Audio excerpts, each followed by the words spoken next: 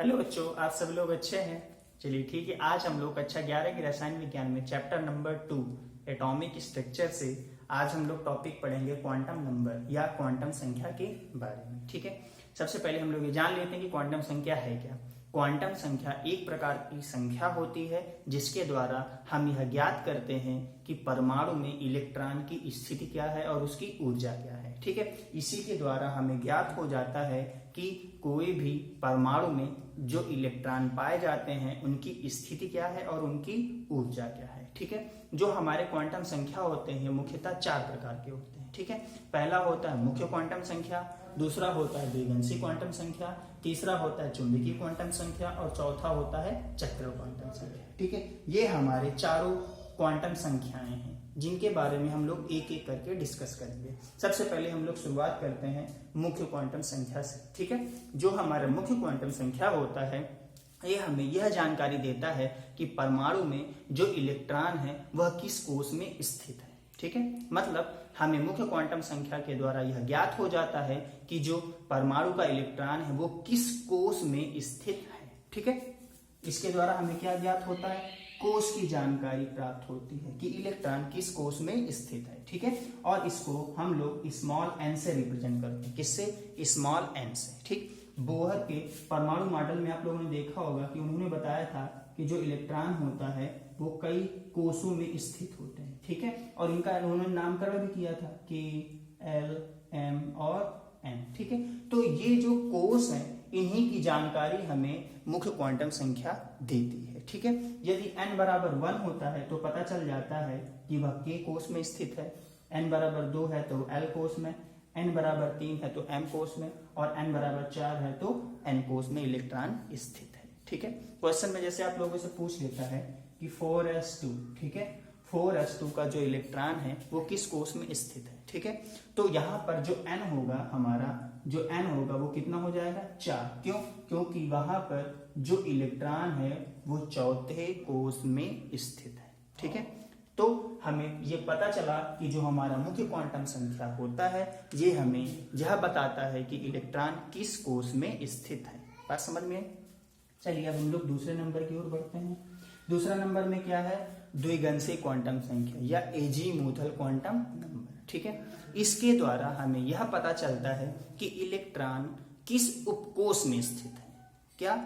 Electron किस उपकोष में। अभी तक जो हमारा मुख्य क्वांटम संख्या था वो क्या बता रहा था, इलेक्ट्रॉन किस कोष में है, लेकिन जो हमारा दूसरा है एजीमुथल क्वांटम नंबर यह हमें यह बताएगा कि इलेक्ट्रॉन हमारे किस उपकोष में स्थित है। ये क्या ज्ञात कराता है, हमें उपकोष के बारे में जानकारी प्रदान करता है। ठीक है, कि इलेक्ट्रॉन किस उपकोष में स्थित है। ठीक है, और इसको स्मॉल एल से रिप्रेजेंट किया जाता है। किसके द्वारा? स्मॉल एल के द्वारा प्रदर्शित करते हैं। ठीक है, जो हमारा द्विगंशी क्वांटम संख्या होता है इसका मान हमारा मुख्य क्वांटम संख्या के मान पर निर्भर करता है। मतलब यदि हमें किसी भी इलेक्ट्रॉन के लिए एल का मान ज्ञात करना है तो वो किस पर निर्भर होता है, एन के मान पर निर्भर होता है। ठीक है, यदि किसी एन के लिए, ठीक है, किसी एन के लिए एल का संभावित मान निकालना हो, क्या? संभावित मान जो होगा वो क्या होगा, 0 से लेकर, क्या होगा, 0 से लेकर n-1 तक होगा।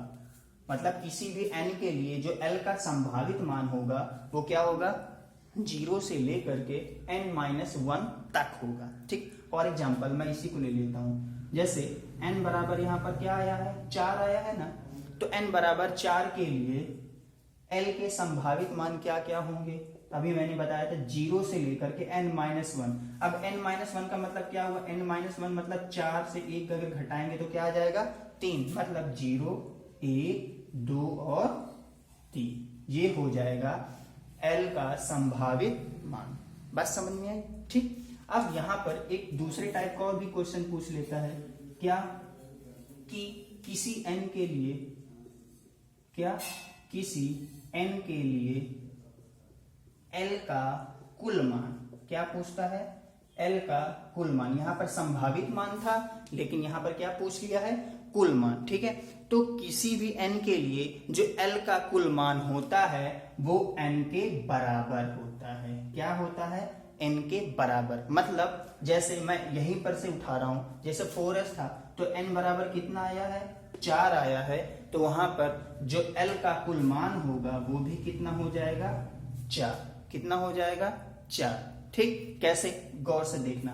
अभी हमने निकाला था 0, 1, 2 और 3, निकाले थे कि नहीं निकाले थे? तो यहाँ पर गौर से देखो 1, 2, 3 और 4, डिजिट कितने आ रहे हैं? 4 आ रहे हैं, नहीं आ रहे हैं, इसलिए उसके कुल मान कितने हो जाएंगे?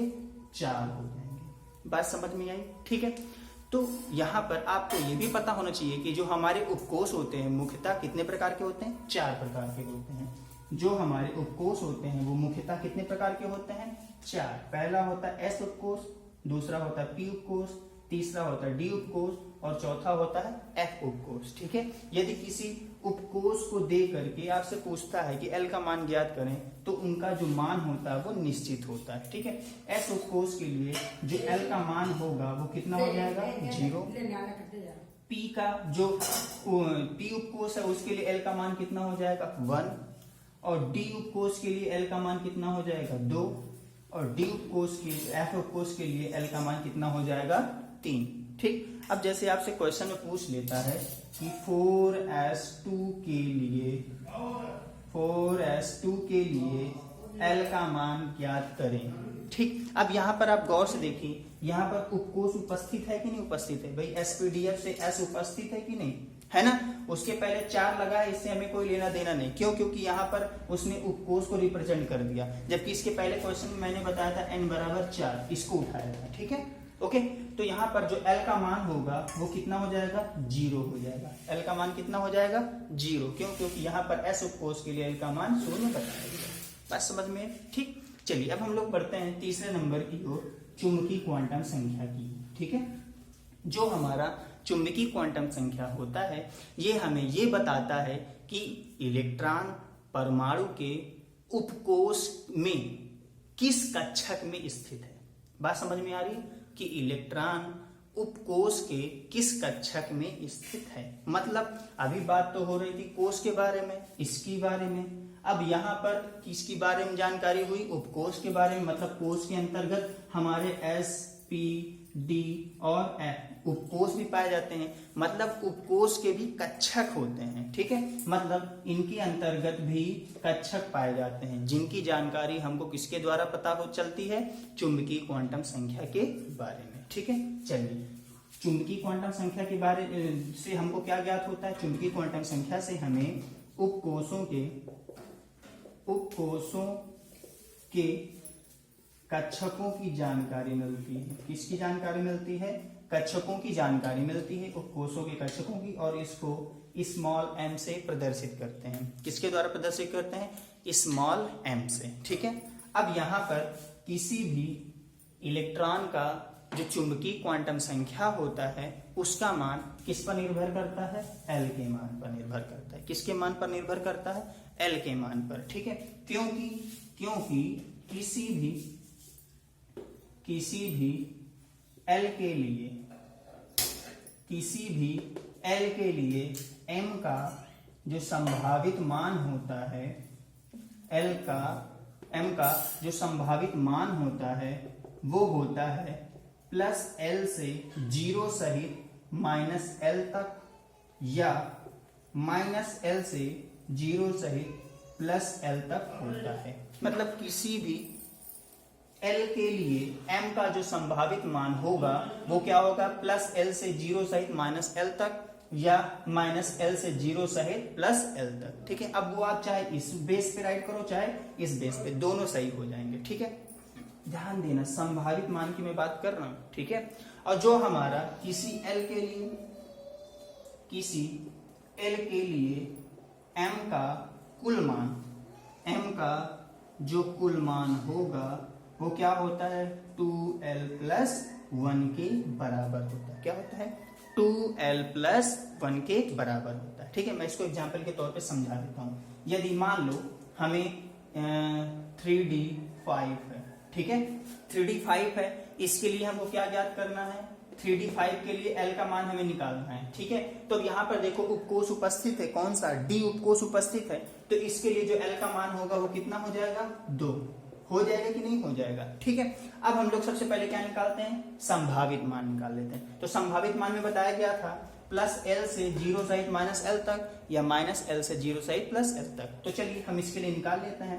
जो m होगा वो क्या हो जाएगा, स्टार्ट करते हैं +2 +1 0 -1 -2, ठीक है, अथवा -2 -1 0 +1 +2, ठीक है, आप कुछ भी कर सकते हैं। ये हो जाएगा हमारा l के लिए m का संभावित मान, ठीक। अब अगर हम कुल मान की बात करते हैं तो l बराबर कितना मिला था हमको, यहाँ से 2 मिला था, तो m बराबर क्या हो जाएगा 2l + 1, मतलब 2 गुणित 2 + 1 बराबर 5। अब ये आपको पता होना चाहिए कि ये क्या रिप्रेजेंट कर रहा है, ये यह बता रहा है कि d उपकोष में, ध्यान देना, d उपकोष में कक्षकों की संख्या कितनी होती है, 5। कक्षकों की संख्या कितनी होती है, 5। गौर से देखिए, यहां पर भी 5 आया है और यहां पर भी अगर आप काउंट करेंगे तो 1 2 3 4 और 5, जिससे हमें ये पता चल जाता है कि d उपकोष में 5 कक्षक स्थित होते हैं, ठीक है। बात समझ में आई। चलिए अब हम लोग चलते हैं इसके नेक्स्ट नंबर पे या स्पिन क्वांटम नंबर की ओर, ठीक है। जो हमारा स्पिन क्वांटम नंबर या चक्कर क्वांटम संख्या होता है, यह हमें यह बताता है कि इलेक्ट्रॉन जो है हमारा किस दिशा में चक्रित कर रहा है, ठीक है, दक्षिणावर्त घूम रहा है या उत्तरावर्त, ठीक है। तो भाई इलेक्ट्रॉन है वो 2 ही दिशाओं में घूमेगी, या तो उत्तर दिशा की ओर घूमेगी या तो दक्षिण दिशा की ओर घूमेगी, ठीक है। तो अब हमको कक्षक में कैसे पता चलेगा कि भैया कौन सा दक्षिणावर्त है कौन सा उत्तरावर्त, ठीक है। तो कक्षक में जो इलेक्ट्रॉन होते हैं वो 2 डायरेक्शन में फिल होते हैं, या तो ऊपर की ओर एरो करके या फिर नीचे की ओर फिल होते हैं, ठीक है। तो जिससे हमें पता चल जाता है कि यहाँ पर जो हमारा स्पिन क्वांटम नंबर है, जिससे पता चल जाता है कि इलेक्ट्रॉन हमारा किस दिशा में घूम रहा है। अगर ऊपर की ओर घूम रहा है तो वो दक्षिणावर्त होता है, और यदि नीचे की ओर घूम रहा है तो वामावर्त, मतलब उत्तर दिशा की ओर घूम रहा है, ठीक है। अच्छा, स्पिन क्वांटम संख्या से हमें ये पता चलता है कि इलेक्ट्रॉन किस दिशा में गति कर रहा है, ठीक है, वामावर्त गति कर रहा है या दक्षिणावर्त, ठीक। इसको s के स्मॉल s के द्वारा रिप्रेजेंट किया जाता है, किसके द्वारा, स्मॉल s के द्वारा प्रदर्शित करते हैं। और जो हमारा स्मॉल s होता है इसका मान m के मान पर भी निर्भर करता है, किसके मान पर, m के मान पर। भाई जितने हमें कक्षक पता होंगे उसी में ही तो इलेक्ट्रॉन भरे जाएंगे, जिसके द्वारा हमें पता चल जाएगा इलेक्ट्रॉन कौन सी दिशा में गति कर रहा है, ठीक। अच्छा, उसके बाद यदि इलेक्ट्रॉन हमारा ऊपर की ओर एरो करके घूम रहा है तो उसके लिए जो s का मान होगा वो हो जाएगा +12। कब, जब हमारा इलेक्ट्रॉन ऊपर की ओर एरो कर रहा होगा तो उस समय हमारा जो s का मान होगा वो क्या हो जाएगा, +12। और यदि हमारा इलेक्ट्रॉन नीचे की ओर एरो कर रखा है तो उसके लिए जो s का मान होगा क्या होगा, -12। क्या होगा, -12। बात समझ में आ रही है, ठीक है। तो किसी भी m के लिए s का जो मान होता है वो 2 होते हैं। किसी भी m के लिए जो s का मान होता है वो कितने होते हैं, 2, या तो +12 होगा या तो -12 होगा। बात समझ में, ठीक है। ये तो बात रही हमारे क्वांटम संख्या की, ठीक है, जो हम लोग ने आज इसको स्टडी किया है। इससे रिलेटेड आप लोग न्यूमेरिकल्स को सॉल्व करें।